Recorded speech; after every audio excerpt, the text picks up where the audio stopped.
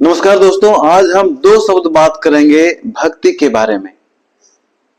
देखिए, हमारे अंदर भक्ति की भावना कब आती है और कब नहीं आती है, ये ईश्वरीय कृपा है। इसके आधार पर हम समझ सकते हैं कि ईश्वर हमसे खुश हैं या नाराज हैं।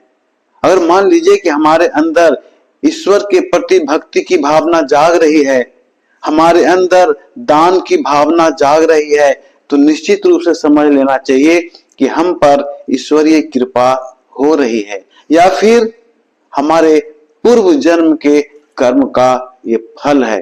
दूसरी ओर, अगर हमारे अंदर ईश्वरीय भक्ति की भावना ना आ रहा हो और ना ही हमें किसी तरह का दान पुण्य कर्म करने की इच्छा कर रहा हो, तो निश्चित रूप से समझ लेना चाहिए कि हमारे ऊपर ईश्वरीय कृपा नहीं बरस रही है। इस स्थिति में हमारे मन में अवरोधक तत्व आ जाते हैं, जो माया का प्रकोप होता है, माया का देन होता है। तो ये अवरोधक तत्व जो हमें ईश्वर के भक्ति की भावना से दूर रखता है या दान या पुण्य कर्म करने से रोकता है, वो पहला अवरोधक तत्व है हमारा मन। दूसरा है शक और अविश्वास। हमारे ऐतिहासिक घटनाओं में बहुत सारे ऐसे उदाहरण मिलेंगे जो शक और अविश्वास से ग्रसित था। अगर हम रामायण में रावण की बात करें तो दोनों से ग्रसित था, शक और अविश्वास। उसने कभी भी राम को ईश्वर नहीं माना, वो तो वनवासी माना था, वो भी एक शक था।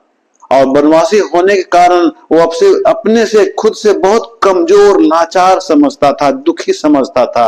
ये हुआ अविश्वास। दूसरी ओर अगर महाभारत की बात करें तो कर्ण में यही भावना थी, उसके अंदर भी शक और अविश्वास था। दुर्योधन की बात करें, उसके अंदर भी यही बात थी, शक और अविश्वास। ये सारे ऐसे अवरोधक तत्व हैं जो हमारे अंदर भक्ति की भावना आने ही नहीं देती। इसलिए मैं आपसे यह विनती करूंगा कि जब कभी भी आपके अंदर भक्ति की भावना दूर होने लगे तो समझ जाना कि निश्चित रूप से हम गलत रास्ते पे चल रहे हैं। और अगर गलत रास्ते पे चल रहे हैं तो हो सकता है हमारे काम में बाधा उत्पन्न होगी। इसलिए हर परिस्थिति में भक्ति की भावना मन से जाने मत देना, ईश्वरीय दरबार को कभी मत त्यागना। बच्चे कितनी ही गलतियां क्यों न करे, बच्चे कितनों ही उदंड क्यों ना हो जाए, माता पिता के नजरों में क्षम्य होता है। और अगर अति हो जाए तो माता पिता एक छोटा सा दंड देकर उसे अपना लेते हैं, प्यार करते हैं, बुद्धि देते हैं, सिखाते हैं। ठीक उसी तरह से ये तो परम पिता परमेश्वर हैं, पूरे जगत के मालिक हैं, तीनों लोकों के मालिक हैं।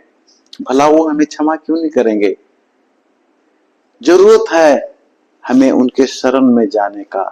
अगर हमारे अंदर भक्ति की भावना ना आ रही हो, हम परेशान हैं, तो आप क्षमा मांगते हुए उनके दरबार में चले जाएं, निश्चित रूप से कृपा आएगी। नमस्कार।